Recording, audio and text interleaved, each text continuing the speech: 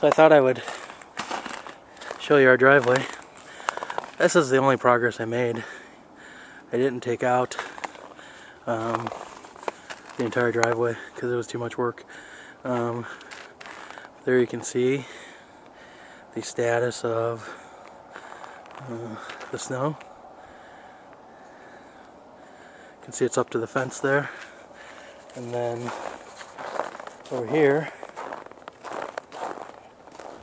we can see the giant mound there.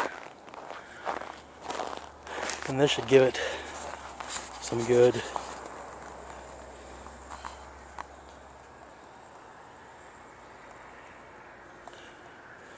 scale. You can see that it's basically up to, I would say this is about a 3-foot drift or so.